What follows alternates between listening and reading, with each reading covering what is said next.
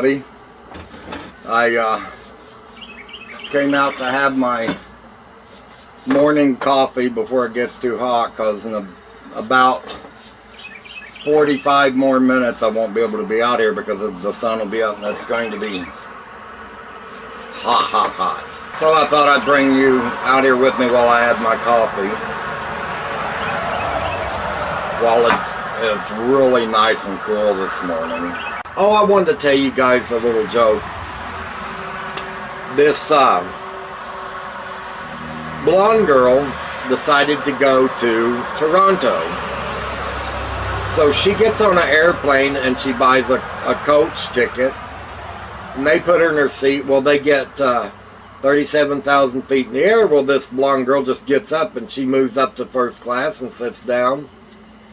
And the stewardess told her, she said, ma'am, she said, you paid for a coach ticket. You can't be in first class. She said, I'm blonde, I'm young, I'm beautiful, and I'm going to Toronto, so I have a right to be in this seat. And she just argued with her and argued with her. The stewardess went and got another steward, and he came back there and tried to talk to her, and same thing. I'm blonde, I'm young, and I'm beautiful, and I'm on my way to Toronto, so I have a right to sit in this seat. Well, the stewardess, they went out and talked to the co-pilot and told him what was going on. Well, the co-pilot, he decided to go back to talk to her. And he went back and he told her, he said, ma'am, he said, you can't be in first class because you bought a coach ticket. So you have to go back to the back of the plane. And she flat refused. She said, I'm blonde, I'm beautiful, I'm young, and I'm on my way to Toronto, and I'm not going anywhere.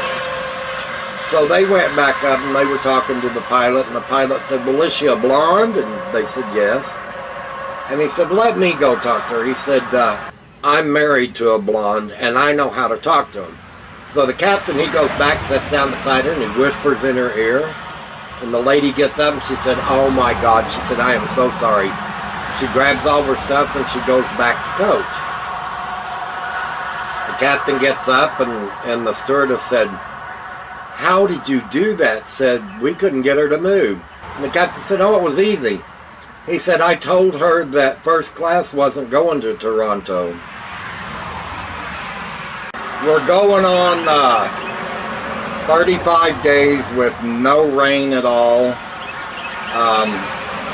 The temperatures being anywhere from 99 to 110.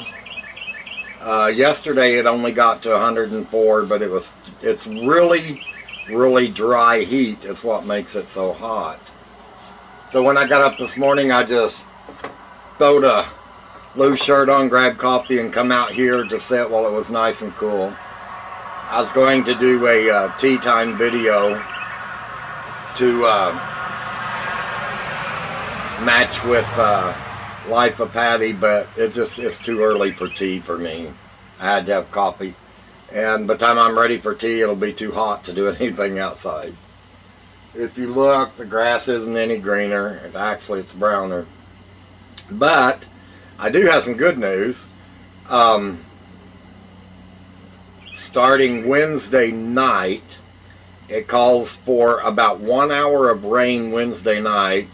And then for the next 5 days, we've got rain every day off and on, and the temperature's going to be down into the 80s. So that's going to help us a lot. That'll be our first break since the second week of June. The second week of June is whenever the temperatures went up. The rain stopped. We haven't had rain or anything since about the second week of June, and it's been miserable, let me tell you. I haven't been doing videos because it's too hot to do anything outside, and I don't run my air conditioners all day long because it costs me a fortune here. The cost of power here has went up so far. If I run the air conditioner for about 1 hour a day, my electric shoots up about $10. So I have to watch it, because if I run it 5 hours a day, that's an extra $50 a day. So I've been really careful about that. But it's been miserable. It's been so hot in the house I can't do much of anything. It's too hot outside to do much of anything. So my hours are early of a morning like this, just as it comes daylight before the sun comes up, or late at night. I come out here after dark. Even 8 and 9 o'clock at night, it's still 99 to 100 degrees outside, but the sun's gone and it is starting to cool down. And by that time it's dark and I can't do anything out here except sit in the cool air. But everything is just suffering this year. I got a great surprise yesterday. You guys know that I put a garden in and the sun killed it, and I replanted and the sun killed it. And I went out there yesterday, and 2 out of 8 zucchini plants that I put in survived, and I got 2 really good sized zucchinis. But I noticed that the rest of them, when they got about that long, they were just shriveling up, turning yellow and dying. But I did get 2 really nice ones. And no tomatoes whatsoever. The tomato plants are green, but it's just like there's no leaves on it. I've not really seen any bugs on the plants at all. And they're just so thin. I mean, the stems are just thinner than pencils and just not doing well. So there'll be no tomatoes this year. Spaghetti squash, I put in 3, because usually that's enough just for me, because each one produces 4 to 5. And they're huge and took over a lot out there. But I saw one spaghetti plant, and it was about the size of one of those little Nerf footballs, and it was just covered with squash bugs. So I'm going to take some liquid Sevens dust out there and spray around and see if I can at least get rid of them. Because I did check the little squash and it didn't have any bite marks or anything on it. It was just like they were gathering on it for the fun of it or something. But one pleasant surprise I got is I hadn't been paying any attention because of the heat and stuff. But there is watermelon everywhere. They're about this big around.